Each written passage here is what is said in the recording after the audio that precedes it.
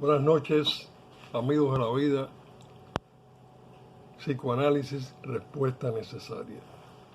El tema de hoy es un tema muy interesante, pero además lleno de importantes connotaciones en la vida cotidiana de todo ser humano. Es el tema de la pseudosexualidad, que en realidad es tocar el tema de la salud sexual. La salud sexual ha sido algo muy manipulado, ha sido algo muy desconocido y ha habido en nuestra sociedad una serie de criterios, unas veces llamados machistas, otras veces hemos estado siempre en medio de el alarde o la compensación. Esto pudiéramos titularlo cómo ser realmente un buen amante. Y como yo decía, siempre queremos dar una tremenda impresión en los primeros momentos de encuentro sexual con nuestra pareja. Somos capaces de usar el alcohol, somos capaces de usar medicamentos aún desconocidos, drogas misteriosas, inyecciones y últimamente la famosa pastillita azul. Sin embargo, como decíamos, la sexualidad plena pocas veces es alcanzada. ¿Y por qué? ¿Por qué eso de llegar a ese encuentro, a esa batalla, pudiéramos decir, y salir completamente deprimido o derrotado? ¿Por qué se dan buenas impresiones en los primeros momentos y por qué eso no continúa? ¿Por qué con ciertas personas sí, con otras no? Pero en realidad el tema nuestro es investigar desde el punto de vista psicoanalítico primero qué es lo que hay detrás de toda esta fachada de pastillas y de, pudiéramos decir, deseos de ser Tarzán o de ser la mujer perfecta. Comencemos hablando de la pseudosexualidad desde el punto de vista psicoanalítico, analizado tanto por Freud como por investigadores psicoanalíticos. Y decimos lo siguiente: una categoría de relaciones pseudo-objetales de especial interés es esta de la pseudosexualidad. Después, pudiéramos decir, video lo vamos a también enriquecer con ciertas experiencias y ciertas anécdotas que es bueno comunicar y es interesante poder intercambiar. Hay actos aparentemente sexuales y que responden a un propósito de defensa. Ya nos vamos acostumbrando al término psicoanalítico. Aparentemente se supone que hemos complicado, pero no, es que esto es un libro, ¿ok?, sobre teorías general de las neurosis, donde en realidad esto es un estudio más bien teórico de la cuestión psicoanalítica. Y yo me he atrevido a intentar comunicarme con ustedes en ambos idiomas, tanto en el idioma personal y el idioma cotidiano, como en este idioma tan lleno de conceptos que muchos de ustedes no pueden entender de momento, pero que a través de la repetición y a través de la explicación y a través de todo este mundo de programas psicoanalíticos que estamos haciendo, vamos a ir adquiriendo lo que yo le llamaba entrar al bosque y salir con la menor cantidad de espinas, heridas y picadas de mosquitos. Bien, seguimos. Pueden proponerse ya sea a contradecir la existencia de objetivos sexuales perversos. Ya hemos hablado de la perversidad, no lo suficiente, pero bien, acentuando los normales o a negar inhibiciones, ya conocemos lo que es las inhibiciones, y combatir las angustias, hemos hablado de las angustias y sentimientos de culpa, habitualmente por vía de la satisfacción de una necesidad de reaseguramiento o mediante logros narcisísticos. El reaseguramiento, ya vamos entendiendo algo, cómo nuestras defensas se van reasegurando. ¿Tú me entiendes? Ante circunstancias de movilizaciones por recuerdos infantiles y también mediante logros narcisísticos. Ya hemos estado trabajando sobre el narcisismo, que hay bastante narcisismo en nuestro ambiente en estos últimos años. Los fines narcisistas o infantiles pueden perturbar con su predominio la potencia o capacidad de excitación sexual. Vamos a subrayar esto. Los fines narcisistas o infantiles, sobre lo infantil hemos estado siempre martillando. ¿Por qué? Porque hablamos de la sexualidad infantil. Y en todo esto de perversiones y en todas estas cuestiones de deficiencias, estamos siempre atados a revisar la sexualidad infantil.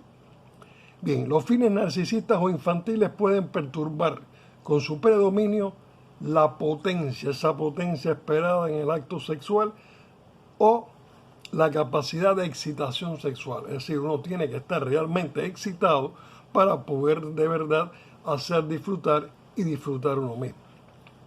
En otros casos, el desarrollo fisiológico del acto sexual puede parecer normal. Pero cuando una persona cuya sexualidad sigue conservando en realidad su carácter infantil, y se repite y repetiremos, se propone rechazar una angustia que lo contraría mediante la realización de actos inauténticos de sexualidad adulta. Estos actos no le brindarán nunca una gratificación completa. Bien, son personas orgásticamente impotentes. Los fines narcisistas en la pseudosexualidad perturban la sexualidad de la misma manera en que los objetivos sexuales inconscientes en la abasia histérica perturban la función de caminar. En cierto sentido, toda pulsión sexual infantil en un neurótico tiene también un carácter de defensa, en la medida en que a causa de la ansiedad está ocupando el lugar de la sexualidad genital adulta. El mejor ejemplo de esto es el orgullo que ciertos neuróticos obsesivos ponen en su potencia. Ese bárbaro del ritmo, aplacando su temor de diversos modos. Estos pacientes pueden ser capaces de llevar a cabo el acto sexual y disfrutar en él de un placer funcional narcisístico. Pueden incluso sentir algún placer sexual, pero nunca el relajamiento completo de un orgasmo cabal. El comportamiento sexual aparente de estas personas se halla aislado de sus exigencias emotivas sexuales por una capa de ansiedad intercalada. Su comportamiento sexual es inauténtico y rígido. Grodeck, que tenía predilección por las paradojas, dijo cierta vez para glorificar el amor: una mirada, el roce de una mano, pueden constituir el punto culminante de una vida. No es verdad que el coito represente la culminación de la vida erótica. En realidad, eso aburre a la gente. Esta forma de valorar solo es válida, por cierto, para personas que padecen de un grave desarreglo sexual. Pero sí, a pesar de eso, estas personas se avienen al coito. Lo hacen impelidas, sin ninguna duda, por otros apremios que los de orden genital. Seguimos. Las fantasías sexuales de cierta paciente tenían por función esencial negar ciertas experiencias sexuales de su temprana infancia. He conversado miles de veces con miles de personas diferentes, dada la vida que tuve que llevar. preguntas. Y es sumamente interesante. El olvido de cualquier pregunta muy sencilla que tenga que ver con la sexualidad infantil y traumas infantiles. Sin embargo, qué fácil aparecen en el psicoanálisis después de las primeras 6 o 7 o 10 secciones todo este mundo. Repetimos.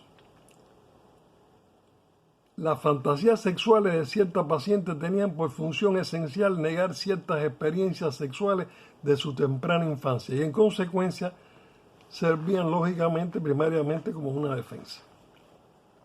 Se encontró que en la historia de su masturbación había una solución de continuidad.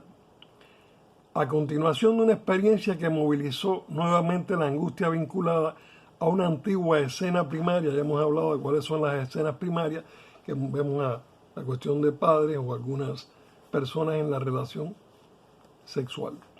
Cesó de masturbarse, es decir, dejó de masturbarse.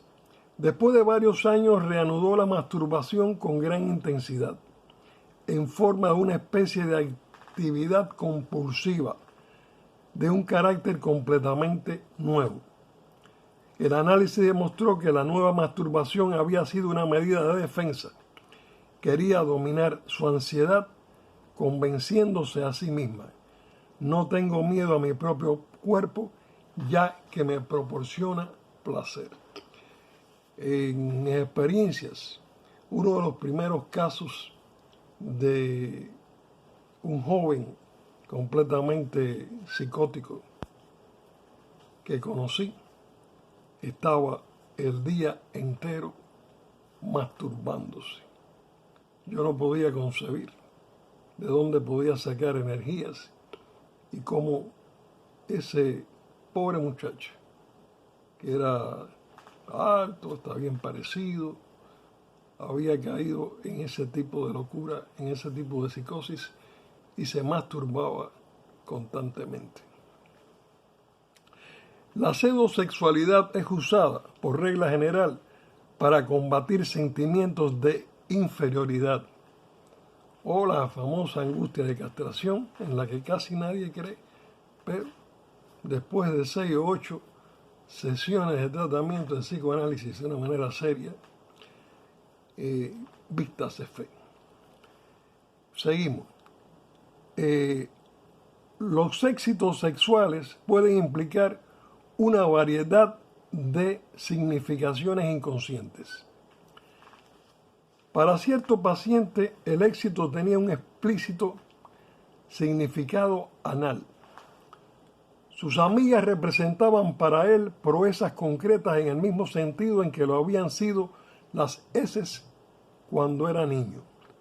Con más frecuencia sucede que el éxito tiene un significado erótico uretral y la ambición es un rasgo caracterológico erótico uretral. Con más frecuencia todavía, la necesidad de éxito sexual tiene su raíz, tanto en un sexo como en el otro, en el complejo de castración. Tengo que castrar para evitar ser castrado.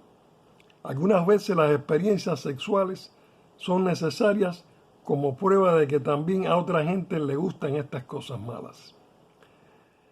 Bien, algunos hombres pseudosexuales parecen a primera vista muy normales, incluso altruistas, ya que se interesan especialmente en satisfacer a sus parejas sexuales, pero dejan de tener toda consideración de esta índole una vez que han logrado su propia satisfacción sexual. En realidad no estuvieron nunca interesados en la felicidad de la compañera, sino en demostrar su capacidad de satisfacerla. Una vez que se han dado cuenta de que poseen esta capacidad, ya no les interesa esa mujer. Bien al contrario, comienzan a preguntarse si tendrán el mismo éxito con la próxima. Esto puede ser condensado con una identificación inconsciente con la mujer. Bien, hoy vamos a dejar hasta aquí. No queremos hacer muy extensos los videos. Son muchos los asuntos que vamos a seguir batallando y próximamente ya seguiremos con la pseudosexualidad número 2. ¿Ok? Sigan dando likes, hagan comentarios. Somos amigos de la vida. No estamos aquí para juzgar absolutamente a nadie. Estamos aquí para darnos la ayuda real que necesitamos todos. La que nace del afecto, la que nace de la consideración humana, la que nace del sentido humanista de tener una vocación por el amor y la salud humana. Psicoanálisis, respuesta necesaria. Suscríbanse, por favor.